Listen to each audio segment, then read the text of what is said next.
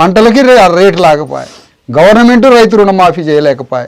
ఈ గవర్నమెంట్ చెప్పిన మాయ మాటలను నమ్మి నమ్మి నమ్మి ఏ దారి లేక సచ్చిండు మనిషి. 35 ఏళ్ళ యువకుడు, ఎంత చక్కగా ఉన్నాడు మనిషి. ఈ మనిషి చనిపోయాడు. ఈ బిడ్డలకి ఎవరు దిక్కు? ఈ ఆడపిల్లలకి ఎవరు దిక్కు?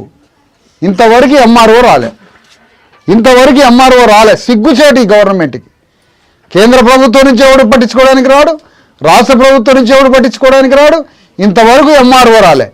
కనీసం వీళ్ళకి మినిమం ఒక మనిషి చనిపోయినందుకు కనీస కాంపన్సేషన్ ఏదైనా అర్హత, ఏదైనా పరిహారం ఇవ్వాలి కదా. అందుకని ఈ సందర్భంగా అడుగుతున్నాం.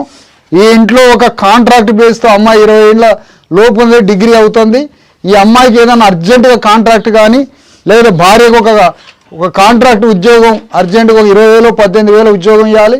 అర్జెంటుగా ఒక 10-15 లక్షల రూపాయల గవర్నమెంట్ ఎక్స్గ్రేషియా ప్రకటించి ఈ కుటుంబాన్ని ఆదుకోవాలని కోరుతున్నా. ఈ సందర్భంగా చెప్తున్నా, రేపు ఎంఆర్ఓ పక్కన ఒక ఆత్మహత్య జరిగింది, పక్కన ఒక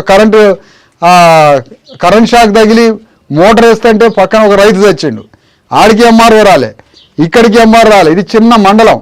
ఈ చిన్న మండలం ఒక్క రౌండ్ బండి మీద తిరిగితే మండలం అయిపోతుంది. అయినా ఇంతవరకు ఎంఆర్ఓ రాలే. సరే, ఇందాక జరిగిన ఆత్మహత్య, అదే ఇంతకుముందు విజిట్ చేసిన కరెంటు తోటి చనిపోయిన ఆ రైతు కాడికి రేపు వస్తానండి ఎంఆర్ఓ. ఇదే నేను మీడియా ముందు చెప్తున్నా.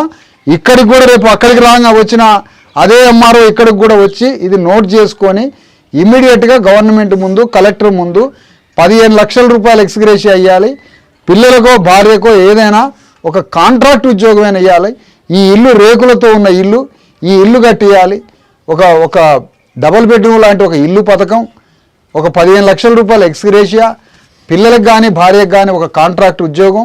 ముందు ఈ కుటుంబాన్ని బయటపడటానికి అర్జెంటుగా ఆ 4 లక్షల రూపాయల అప్పుతోటి ముందు బయటికి తీయాలి. ఈ పని కూడా చేయకపోతే ఈ ఆత్మ కూడా మిమ్మల్ని క్షమించదు.